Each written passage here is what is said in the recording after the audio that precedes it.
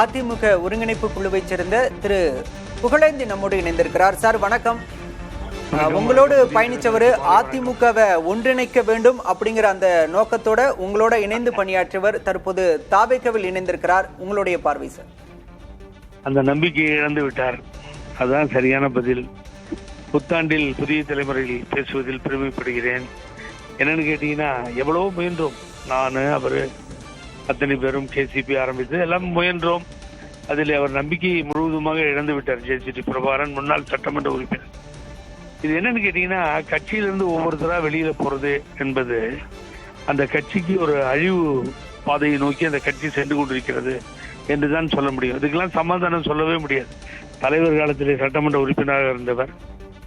பின்னர் அம்மாவால் அம்மா திருமதி ஜானகி முன்னாள் முதல்வர், இப்படி அவரை பாராட்டியவர்கள், போற்றியவர்கள், அவர் இந்த கட்சிக்காக உழைத்ததை மறந்துவிட முடியாது. ஆகவே ஜே.சி.டி. பிரபாகரன் போன்றவர்கள் எல்லாம் குற்றம் சொல்ல முடியாது, குறை சொல்ல முடியாத ஒரு தலைவர்கள். ஆகவே அவர் இன்றைய தினம் ஒரு முடிவை எடுத்தார். இதை என்னிடம் 3 தினங்களுக்கு முன்னால் சொன்னார். நான் எதுவும் மறுத்து பேசவில்லை. அது அவருடைய சொந்த பயணம்.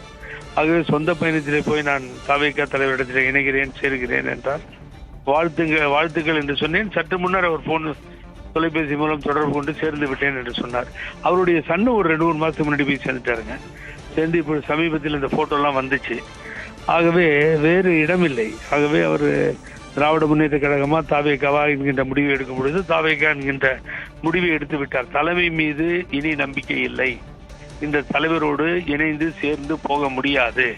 அந்த சூழ்நிலை ஏற்படுவதால் கட்சியிலிருந்து இனி பயன் இல்லை என்கின்ற முடிவிற்கு முழுவதுமாக அவர் வந்ததால் தான் இன்றைய தினமும் திரு விஜய் அவர்கள் தாவேகாவினுடைய தலைவர் அழைத்ததும் உடனடியாக போய் சேர்ந்திருக்கிறார். நான் எப்படி பாக்குறேன்னு கேட்டீங்கன்னா, 1-2 இல்லைங்க, தொடர்ந்து பாத்தீங்கன்னா திராவிட முன்னேற்ற கழகத்துக்கு மனோஜ் பாண்டியன், அதற்கு பின்னால் அன்வர் ராஜா, இப்படி சொல்லிக்கொண்டே போக முடியும். இருவரை சொன்னால் நான் பரவாயில்லை. கிட்டத்தட்ட 100 பேர் மேலே. அப்படி இந்த 9 வருஷமா பாத்தீங்கன்னா ஒருத்தர் கூட இங்கே வந்து சேரல. எல்லாமே இந்த கட்சியிலிருந்து வெளியில போகிறார்கள் என்று சொன்னார்.